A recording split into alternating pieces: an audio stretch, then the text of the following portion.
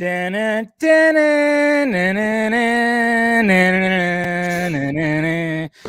is happening, everybody? There's a reason why I started off with the James Bond. I credit this episode for when the Pennyworth TV show got announced. I was like, I'm there. Like, I know where they're going with this. It's like Exactly. Is the stream good? Okay, the stream is acting a little glitchy on my end. Not like just the feedback. Okay, I think we're good. This is weird. Okay, I think we're hopefully good. It's the terrorist. It's Red Claw. Terrorist. That's what it is. Red Claw. That's sabotaging it because there's like the live chat. There's nobody in the live chat, which is weird. Okay, I mean, it's broadcasting. That is very strange. We got 4 people watching. Interesting. Okay, so there we go. We got somebody finally verifying. Thank you. Just very strange. Usually we have the normal people that are here that are saying like, hey. That are saying some stuff. So just double checking. I don't know. Sometimes the YouTube algorithm, is always very. What was that again? Algorithm. The algorithm. Yeah. Get to the chopper. Get to the algorithm. You got to find the algorithm. No, it's just sometimes, YouTube algorithm can be really wonky and weird sometimes. Anyways, and then of course, hi, Steph. Good to see you. Feeling it. Yeah, I was just telling Scott that I went to a trampoline park and our center, and gonna be feeling that tomorrow in the core for sure. But anyways, we're here to talk about. We're back. We took, of course, last Sunday off because the Super Bowl, which now no more football, so no excuse for not doing any more episodes. Right. That's really targeted at you, Dave, by the way. Yeah, I know it is. I know. And you're not the NFL fan so much. College fan, but not so much NFL. Yeah. It happens. Yeah. So of course we're watching The Lion and the Unicorn, the return of the Red Claw. And like I said, opening up the stream just with it this episode does not. Like, I remember this episode, but this was not one that was in heavy rotation. Well, there's a reason for that, actually. Okay, cool. Tell me. It was the last aired episode of the series. Well, that makes sense. Because, if you look, it lands here as episode 77. Yeah. But if you go by air date, it was episode 85. It was the last aired episode of this original run of Batman the Animated Series. Ah, well, that makes sense. Because, yeah, I'm just kind of going like, okay, yeah, I kind of remember, but there's just things that I did not remember really that much at all. And, this is a fun episode. It's a fun episode. It is a fun episode. Now, I'll go ahead and admit on the end that my notes are a little light because it's fun, but it's not deep. Yeah, not deep. It's not deep. I have a couple fun Easter eggs to point out. Bring them. Getting to, even the title. Do you understand the significance of the title of the episode? No, because and I know that it gets brought up in the episode from Alfred, but I'm sure I was like, there's some meaning to that, and I'm sure Scott's gonna know. So the floor is yours. Well, of course, it's the coat of arms of the United Kingdom. If you look at that symbol, kind of funny, like you think about like any cover of a James Bond novel. If you look at it's a crown in the center with a lion on one side and a unicorn on the other. There's a reason for that because the lion represents England and the unicorn represents Scotland. Because they used to be 2 completely separate countries until unification happened in 1603 and they became the United Kingdom. Interesting. And so there's actually a nursery rhyme, an English nursery rhyme that tells the story in nursery rhyme form of basically the battle between England and Scotland. And it's the lion and the unicorn were fighting for the crown. The lion beat the unicorn all around the town. Some gave them white bread and some gave them brown. Some gave them plum cake and drummed them out of town. And when he had beat him out and he beat him in again, he beat him 3 times over, his power to maintain. There it is. So it's about England basically, beating Scotland into submission. And until 1603, when they finally brought Scotland into one United Kingdom, and so that's the Lion the Unicorn fighting for the crown.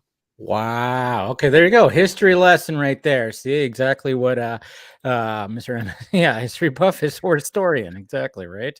He just knows. He does this. Well, remember, I am Scottish. Yeah. So, Well, there's that too. That fuck does the English. See, it makes sense right there. That's funny. So we start off the episode where we just we get Dick in the in the Bat Cave doing his gymnastics, and of course showing that rock and gymnastics bod that he has. Oh dear God, to look like that. I mean, right? I know, just like so and then it's funny because it's kind of almost like foreshadowing, because he does end up doing something in the middle of this episode that that helps, that he knows how to do this kind of thing. And then of course, and it's just like a funny episode because this is a very Alfred heavy episode. We get some backstory from Alfred. And once again, this and Alfred actually in the comics has many different backstories.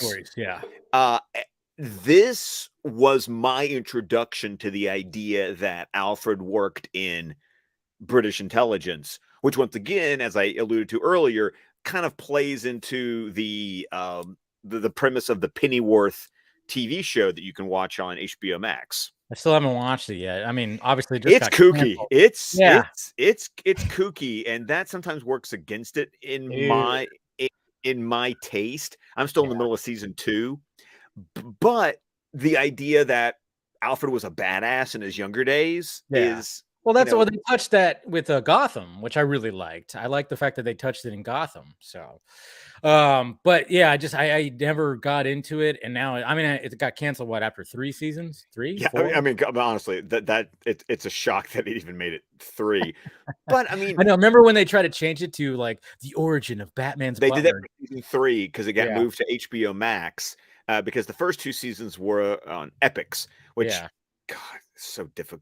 It's so difficult trying to watch that show, with it being on Epix. But go watch it. It's the same guys who did Gotham. Yeah, and you can tell sometimes, like it.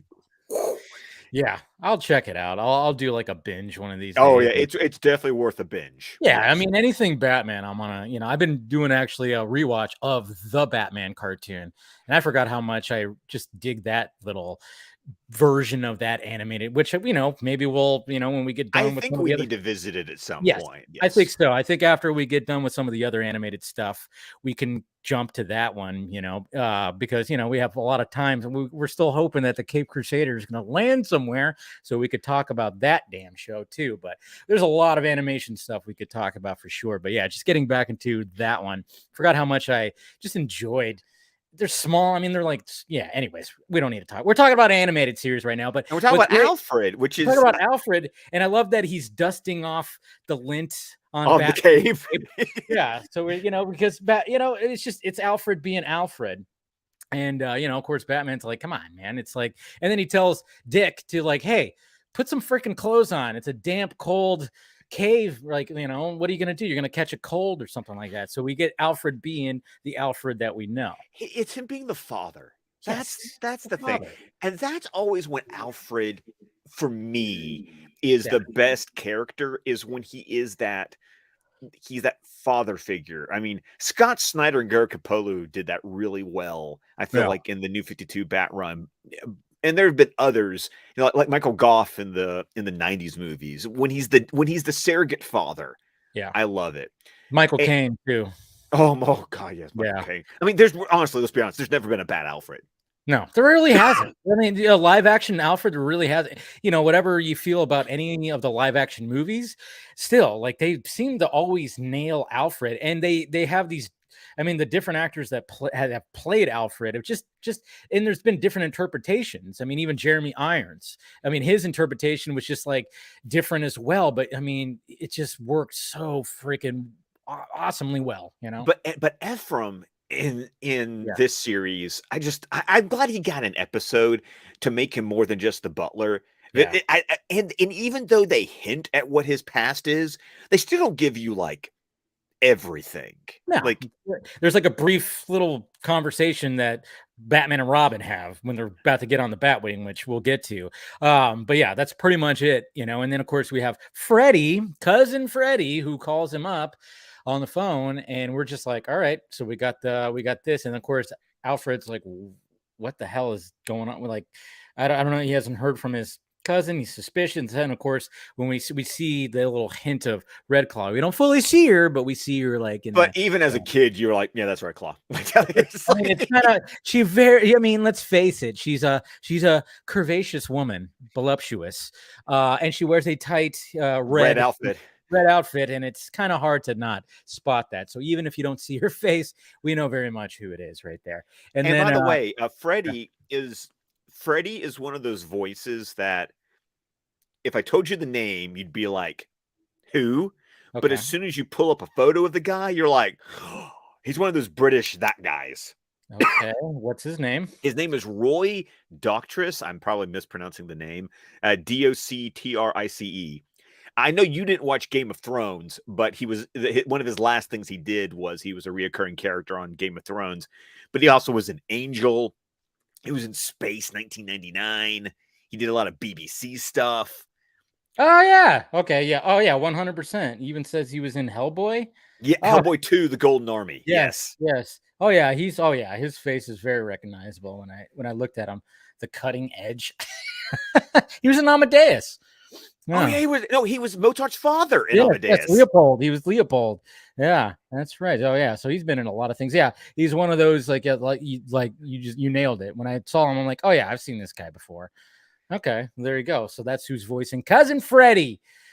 So we meet, and then of course, Alfred's just like, all right, well, I got to go to London, and then he leaves a note. I mean, I like the transition too because the transition is great. Yeah, because you got the hot tea right there, and then all of a sudden it just kind of you see the light change, and it's of course not hot anymore, and you got Bruce in his robe just like looking at a note, and then Dick comes down and he goes, hey, was there a butler strike? It's like, yeah, you have to prepare your own breakfast. I know out. He's holding like an Eggo.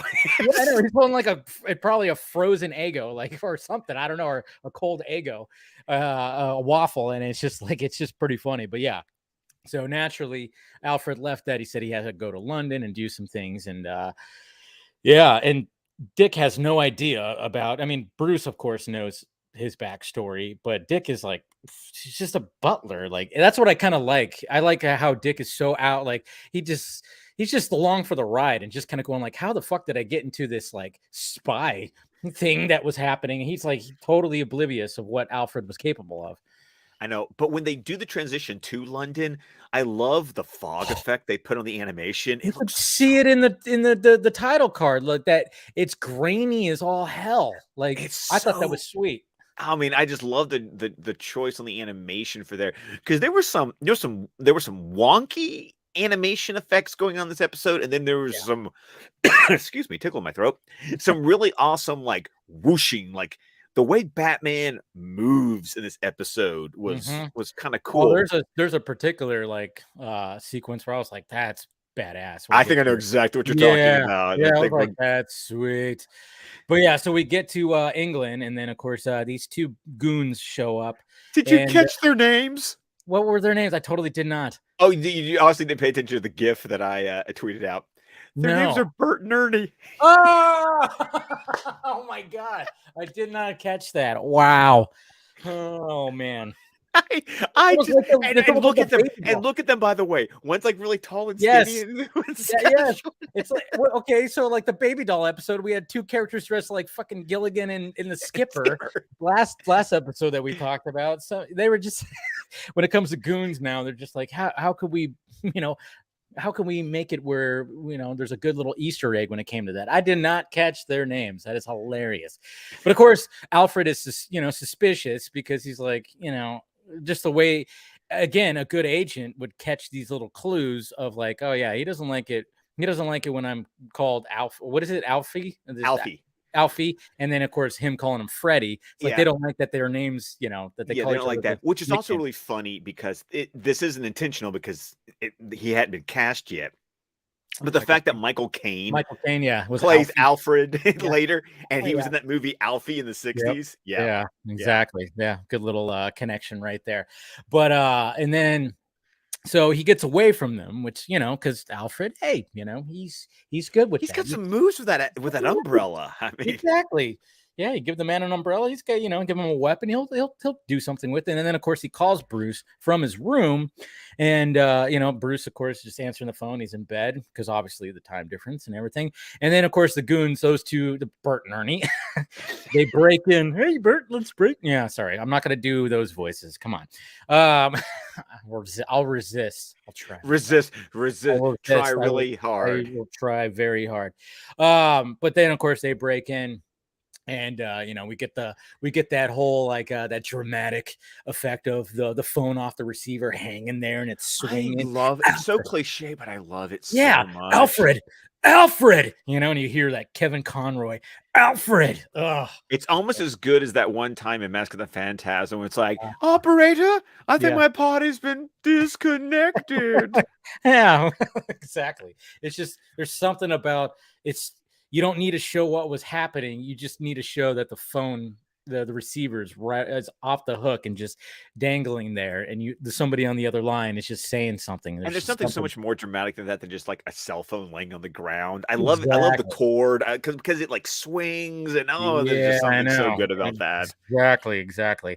So then of course this is where we get some of Alfred's backstory because we got Batman and Robin in the cave, and they're about to, they're just going to get into the Batwing and fly over to England. And he kind of just talks about being the government agent, but more of the, on the intelligence side. It wasn't like he was a field agent, but, even, I mean, you got to have some of the little bit of training when it comes to that. You can't just fully be a Well, and desk even if you're working job. behind the desk, you still know shit. Yeah, exactly. That too. You know some things. You know some shit. You've seen some shit, obviously. And then of course you have to be, diplomatic and of course have, when it comes to all that, you have to be that person when it comes to, I mean, obviously what you were talking when it comes to the crown and the unicorn and the lion. I'm Line not in the sure. unicorn, yeah. Lion and the unicorn, yeah. Obviously he's gonna have a way of talking and picking out where, I mean, obviously it's already mentioned that when those goons showed up, he was already very suspicious about, oh yeah, they weren't sent by Freddy. This is there's something's up here. But I'm just kind of wondering, like, okay, so they get into the Batwing. How long? I mean, obviously, how long was this trip? I almost want to see that in between where Batman and Robin are just flying to England. That's a good question because it's like, does the Batwing go supersonic? Yeah. Does it go? How fast does it go? And then yeah, I was just, I don't know. It's just one of those stupid thoughts I had. Because I mean, I've done that transatlantic yeah, flight. you've been over there. Yeah, Yeah, and it's long it's in a standard passenger jet. commercial. Yeah, Right, but you do like the Concorde that goes supersonic and it's like what 2-3 hours, like yeah. boom, So and you're yeah, done. So yeah, I'm wondering if what was the conversation like? And of course, I mean, like they have to stay in costume because you can't just be, Bruce Wayne and Dick Grayson in a Batwing. Even though the next time we see them, they're in traditional clothing, which I always like. I always like it when Bruce and Dick are like doing some investigative work because they show up to the room and they're in their like normal stuff. They got the jackets and the pop collar and they're all slick and cool. Which is also kind of fun because do you remember in the '66 show there wasn't like a two-parter when they visited England? Yeah, that's right. There was, huh? Yeah. Totally forgot about that episode. Wow. Maybe we should even revisit that show too. Oh god, man, when the box set came out, because I remember, funny thing. Sorry, complete tangent here. Fine, we do it. The day after I saw Birdman was when the Batman '66 Blu-ray set came out. Oh, really? That's cool. Yeah, I had to get me that. I definitely have to get me that. But yeah, but anyways, we got Alfred. Obviously, there's like the castle where they're at, and he shows up, of course, blindfolded, and he hears Freddy's voice, and then all of a sudden it's just like Red Claw, of course, and then she reveals herself. And then of course, yeah, like I said, we see Bruce and Dick in the room, and Dick is like, oh yeah, he looks like he put up a struggle, and Dick, Bruce just kind of goes like, if I know Alfred, maybe not so much a struggle. I bet a little bit because he knows a little bit more. Exactly. Yeah, he knows a little bit more of it. But then again, I'm like, well, didn't Bruce give him like the whole lowdown, the whole trip to London? But then again, it's a cool line. It's a cool line. Very cool line. Yeah.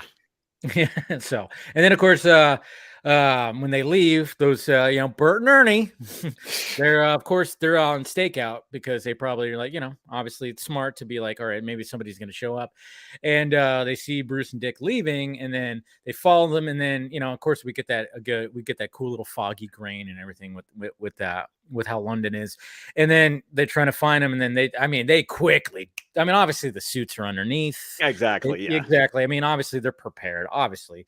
And, so they quickly do that. And then of course they take them on, and then, but then of course, Bert and Ernie, they leave, and then they get on they hijack a double-decker bus. I know. And it's like, that was just so like, what a British thing to do. It's like, let's have a fight on a double-decker. Yeah, I think that's what it was like one of those things. Is like, you can't just wait if you're gonna have one of those like mini coupe cars or something like that.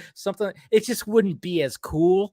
But London is known for the double-decker bus, so we have to have a sequence where Batman and Robin, get these guys on a double-decker bus, and it's cool. It's fun. It's a sequence that Batman gets in there, and then of course Robin is on the outside, and struggle happens, and then of course Robin hanging on when they go through that roundabout thing and then crash. He does like a little gymnastics thing. Oh yeah, all across the roofs of the cars. Yes, yeah. Exactly. So it was like, oh yeah, the foreshadowing from what we saw in the opening of this episode, which was like, okay, yeah, there you go. He does his, and then easy to spot tattoo. Why would you want to have I guess, why would Red Claw want to like have a tattoo? I guess it's kind of like branding. Yeah, I own you. You're mine. Yeah, but it's also kind of a way to say, hey, we're yeah. Because I guess you could argue how many people who randomly would see that would actually know what that means. Mm-hmm. Yeah, I was just like, okay, but it helps the story along. And then of course we find out, like I said, this is totally out of a James Bond movie or any spy movie for that matter. Oh no, that's why it's so sick. Let's just say there's a reason that I'm wearing my Batman 66, t-shirt tonight, because it does just feel so 60s. Yeah, it really does. 5 billion pounds that she wants, and or else she's going to shoot a missile and blow up London or blow up England. I don't know. Just like it's London. Yeah, because she targets London specifically. Yeah. And then once again, the irony that the castle with the warhead is in Scotland. It's that. And then of course you have Freddy and Alfred tied to chairs. And what does she pull out? Injection guns with what? Truth serum. Dun dun dun. I think one of the funny, when you talk about spies, and one of the funniest truth serum scenes is True Lies, man. Oh man, I love that scene when Jamie Lee Curtis and Arnold Schwarzenegger, and he gets the truth serum. That's one of the funniest things. So like when she starts questioning him, did you kill people? Yes, but they were all bad. That is one of my favorite lines. But it is also such a 60s cliche. And that's why they put it in there. I think that, True Lies is cliche. James Cameron is like, it's cliche after cliche after cliche, but done seriously, but not. That's why James Cameron's the man. And that's why True Lies is so. Did you know that they're having a True Lies TV show? Yes. How does that even work after the first episode? I don't know. I was watching that. I saw the commercial, and I like the dude that plays the main guy. I forgot his name. I actually wanted him for Shazam at one point before Zachary Levi got cast. But I was like, I was telling Steph when I saw that, I'm like, I don't even know how that even works after the reveal happens, because the reveal, that's the whole. It's called True Lies. The reason why that it works is because for half the movie she doesn't even know what's happening, and then she's slowly finding out. I don't know. Sorry, another tangent. I know the tangent, but I also think it's funny that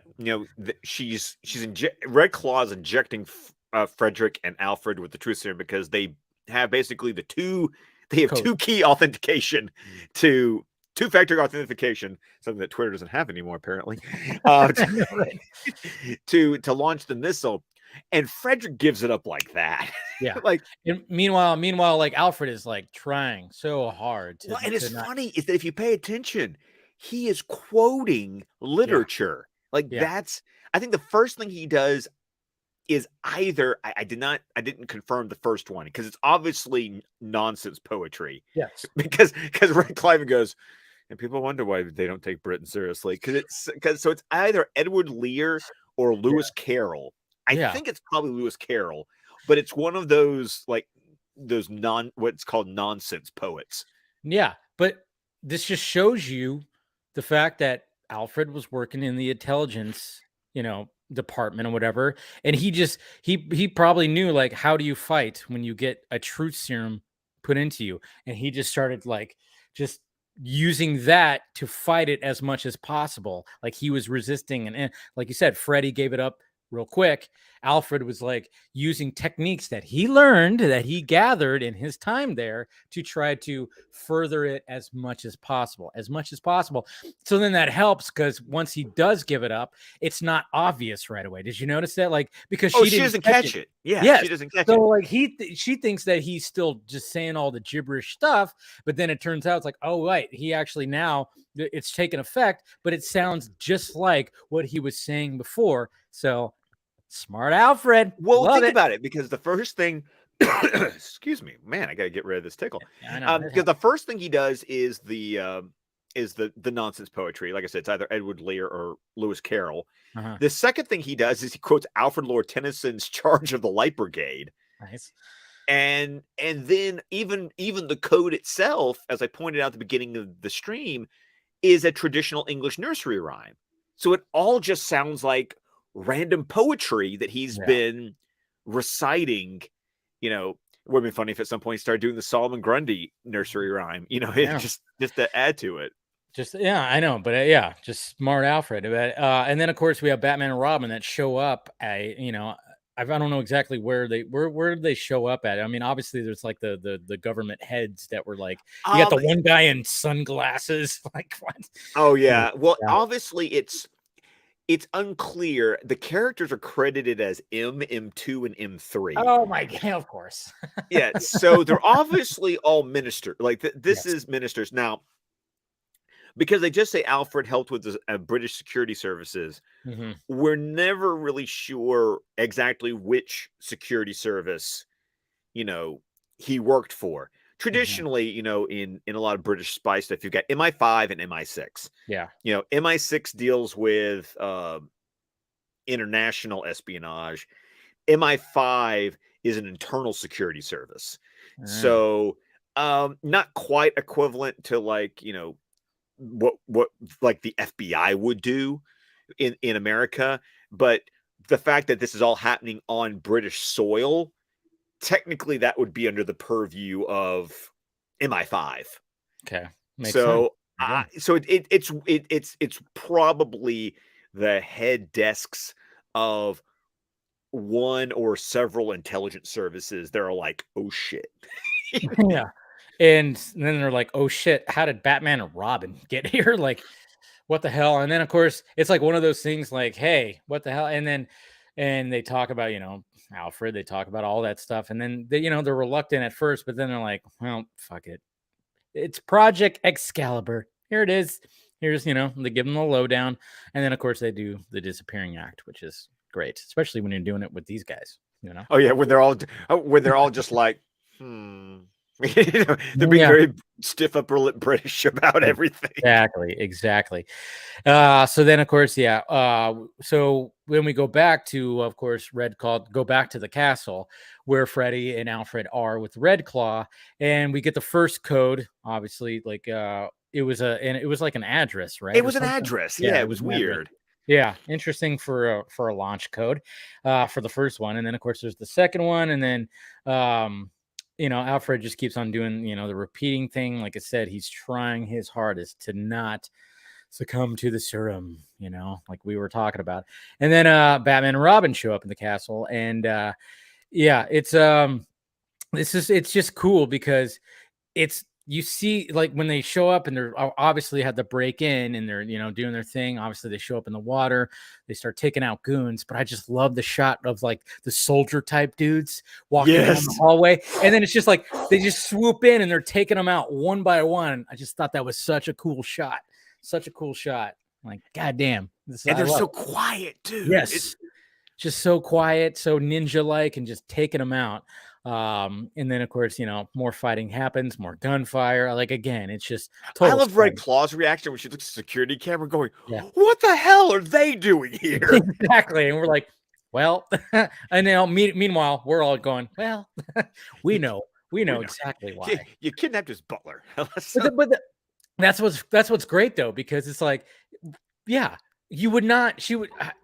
someone like this would not expect Batman and Robin to show up in London for this whole thing. Like, obviously she's dealt with Batman before, but she would not expect him to show up for this. And it's just like, God damn it. Oh my goodness. I just had a really weird thought, Dave. Oh, what?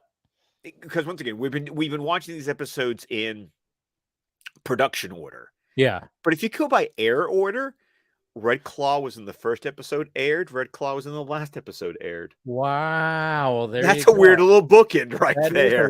That is a weird little bookend. Wow. There you go. See, you learned something on this program here, guys. I would have never even thought about that. Jeez. Interesting. But anyway, so we got that. And she sees them on the monitors, and then they get trapped into like a room. And of course, it's like you have these like little eagle heads, I guess, or whatever, or hawk. But technically, technically they're they're gargoyles. Yeah. They're gargoyles. But they got and then all of a sudden this red hot liquid comes out. What is that? What is that? I was trying to wonder myself. I'm like, it's steamy. It's hot. But when you see it, it looks creepy because it's coming out of the mouths. Well, it makes you think like it's like molten metal or something, but it drains away like water. Yeah, I think there was just some weird coloring that happened. Yeah, I think somebody was just like, make it look like blood, because like when you see it coming out of the mouths, it's kind of creepy, and it's in a creepy castle. Yes. So for aesthetics, they were maybe going for that when they were animating it. Like, what color should we make it? Orange? Should we make it clear? I don't know. But red, it looks really creepy because it looks like blood. And then, of course, they do the whole thing where the goons come out and they like, oh, yeah, we got him. No, you didn't. It's Batman and freaking Robin. They're hanging on the bottom of this little bridge or whatever the hell. Okay, but I got to say, though, they knock them out and then throw them into water. Yeah. Yeah. I was wondering about that too. Okay. You weren't you caught that. Yeah. I was like, did they just go into the boiling hot red stuff? Or the fact they're unconscious, so are they just gonna drown? Yeah. Could be that too. Well, they float. Maybe they'll float when, on their back. They'll be okay. I don't know.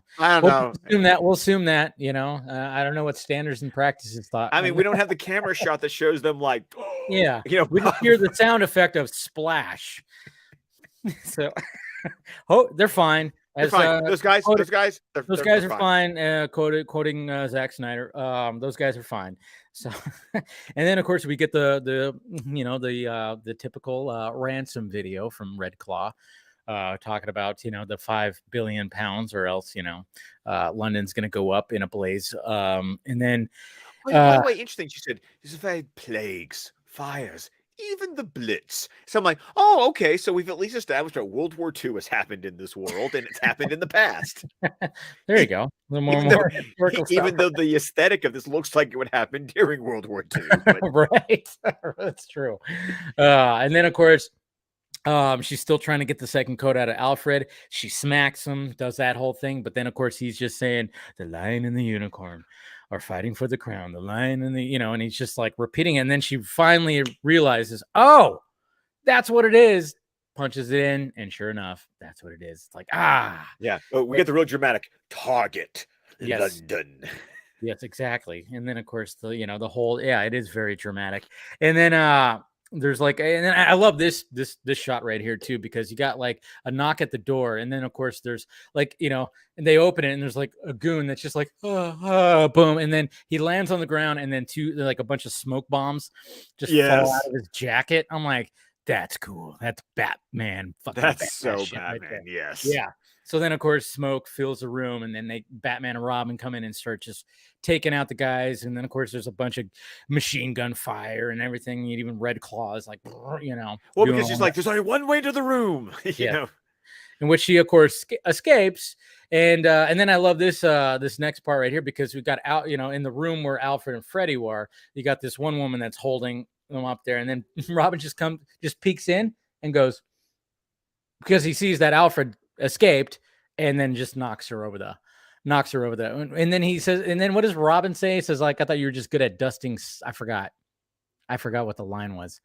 Dusting furniture or something like that. Furniture, something like that. And then, of course, he makes a comment on like the wood of that chair. Well, because it would have been like there are antique chairs. They're like by certain design, like by certain makers. And he's just like, oh, what a shame. It's a shame. It's totally a shame. And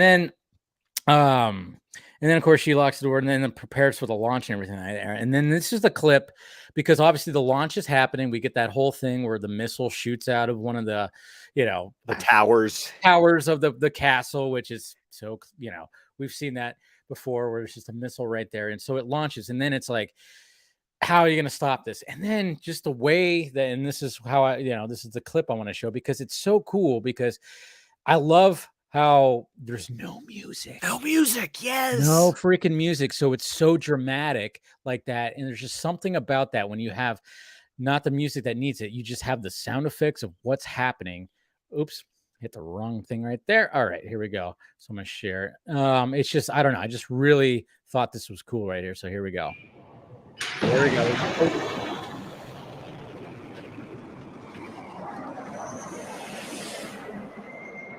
There it goes. That dramatic. Dear Lord, do you two have the destruct code? Of course they don't. So now, just nothing but sound. So cool. I gotta love that.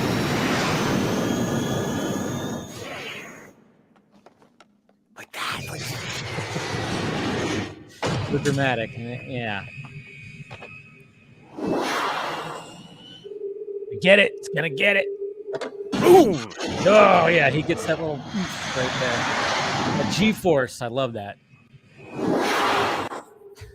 And I love it so quiet, because it's like, yes, there's like nothing between him and taking out that missile. Exactly. That gives me Star Wars vibes right there. Oh yeah, exactly. Yeah. And then she's in there. Plot twist. And then the music kicks in. Yes, exactly. It's just so freaking cool. Now this moment right here, when she rips the cowl off, I always wish this ended up like paying off in some way. Yeah.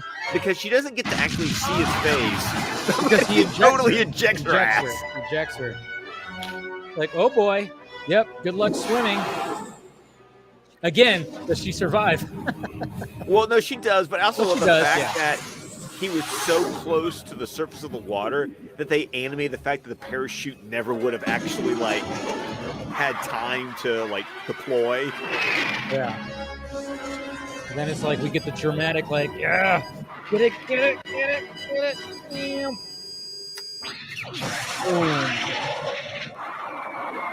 Right before it hits.